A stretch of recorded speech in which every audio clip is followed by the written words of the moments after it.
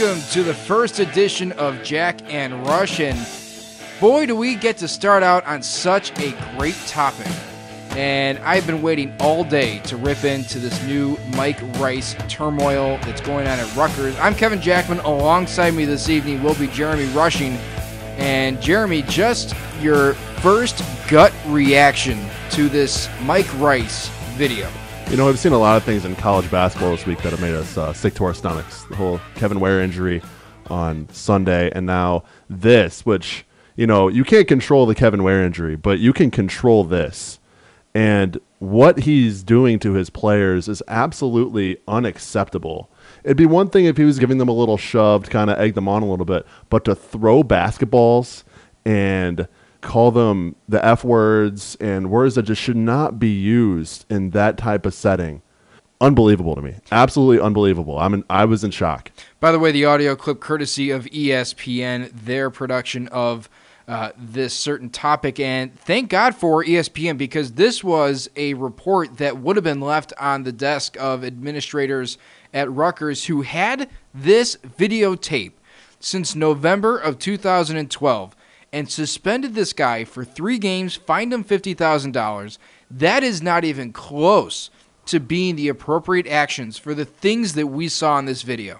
You know, not only have they had the tape since November, but you heard Eric Murdoch say in this clip, he went to them last summer, summer of 2012. Almost 1 year they have known about this, and they still haven't taken any action. So here's the deal. If you haven't seen the video at this point, first of all, you should, because it's an absolute disgrace to all coaches. And we're going to get into the fact that the NCAA is losing credibility really fast, too. But this video shows that this basketball coach, Mike Rice, who, by the way, is under 500 in his 3 seasons at Rutgers, somehow is able to stick around despite the fact that he's kicking, he's shoving, punching, throwing balls point blank at his player's head, not to mention the verbal abuse that is persistent throughout this video. It is indescribable. You have to go see this video, because if you do, I guarantee you will have a rush of anger. Yeah, I posted the video on my Twitter at JeremyRushing91. Kevin Jackman's on Twitter as well, Kevin_Jackman16. Those are 2 ways you can get involved in this show if you want your opinion heard. No phone lines, no text screens, but Twitter is the way to go. We'll get your thoughts on there for sure. I want to hear what you guys have to think, but the big thing right now is the fact that this is a Rutgers basketball team that is transitioning from one league to another. And with this Mike Rice thing, the fact that he's remained as the basketball coach for 4 or 5 months, despite the fact that this has been in the light for the last couple of months, is just pitiful to me. I don't understand how this guy still has a desk in the Rutgers athletic department. When you see the kind of things that he's doing, how is this a team that the Big Ten can possibly accept with Mike Rice as their coach going into next year? If you're Jim Delaney, commissioner of the Big Ten, you have to either beg the NCAA or take matters into your own hands and do something about this. Because over the last 3 years, the Big Ten has been marred in controversy with the whole Ohio State players selling their rings for tattoos, Terrell Pryor, that whole situation, him speeding off in a Lamborghini or whatever he did. Then you have the whole Joe Paterno and Jerry Sandusky situation at Penn State. Jim Delaney cannot afford any more of this in the Big Ten Conference. This is a conference that is one of the power conferences in both basketball and football, the 2 highest profitable sports in college athletics. The way the Big Ten was viewed this season in college basketball is probably one of the high points in that conference's history, the whole history of the Big Ten Conference.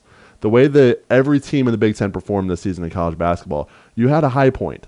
Now you're taking on this whole Rutgers situation after just getting over Ohio State, just getting over Penn State, in some ways still living with the Penn State drama. Jim Delaney has to do something about this. I don't think this should be left up to Jim Delaney. I think this should be an NCAA thing. Absolutely. If they go into Penn State and put in the kind of institutional control that they were saying that Penn State was lacking, this is institutional uncontrolling right now. The fact that he is still a coach at this institution is horrible. How do you leave a coach that physically assaults and verbally assaults his players as the coach for 5 months? This, to me, is not as severe as Jerry Sandusky, but it should be treated with the same sort of intent by the NCAA, by Phil Emmert. When the NCAA brought down the allegations on Penn State, they set a precedent. Right. And now they have to follow it. Now they have to follow it with this Rutgers situation. If you're going to say, we want to start something by putting these putting these stamps on Penn State, they almost were thinking about the death penalty with the Penn State football program. Now you set that precedent. You must follow it if you're the NCAA in this situation with Mike Rice. You have to. I mean, it's a must. I don't even want him to be fired. I want him to be barred from the NCAA for the rest of his career. We saw guys with hot tempers. We see guys like Bob Knight, who throws chairs across courts. That's okay. But the second you lay a hand on a player, and the more often you do it, the less likely you should ever be a coach at the NCAA level, at any level.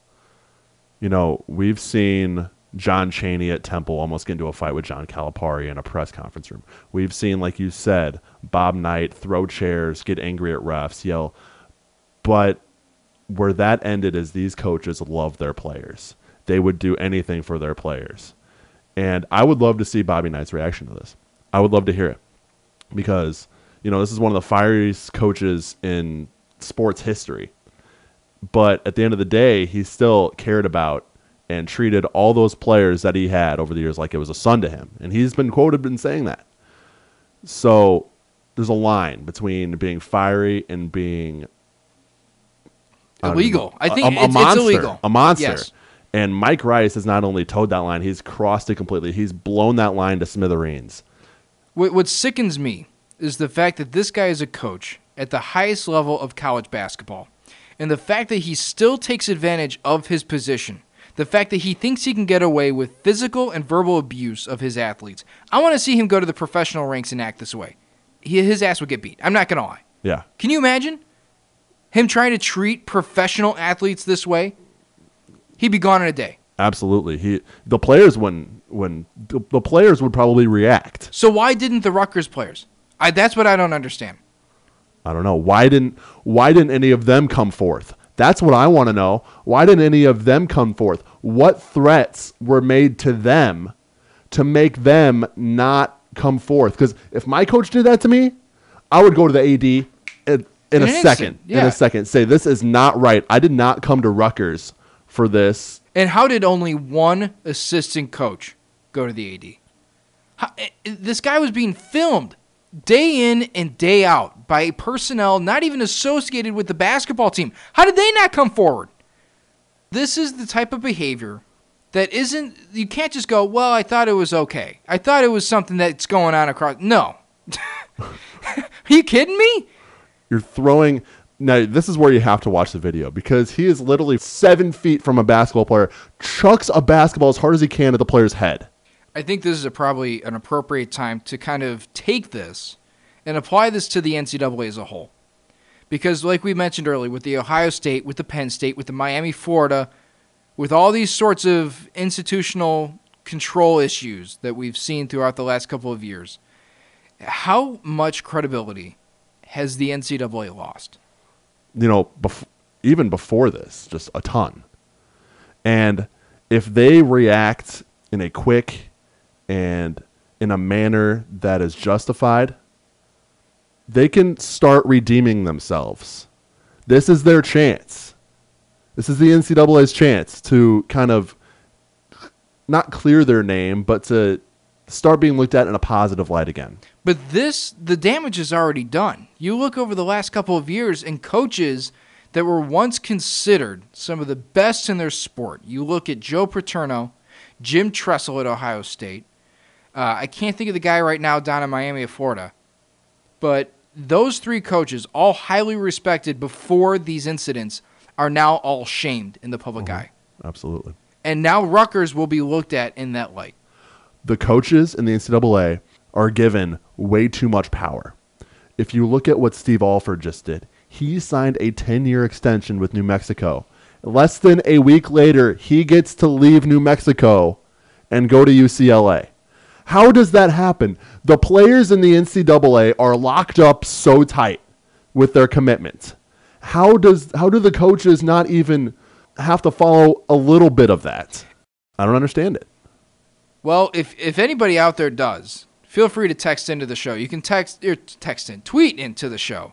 Jeremy, you're Jeremy_Rushing91. Just Jeremy Rushing 91. Oh, Jeremy Rushing 91. I'm Kevin_Jackman16. You can also tweet at WONC Sports as well. We want to hear your reactions because this is honestly one of the most disgraceful stories of 2013. We're a couple months in, and already we have a huge NCAA fiasco. Yes, thank you. I was thinking of a lot of words, and none of them were appropriate for on air.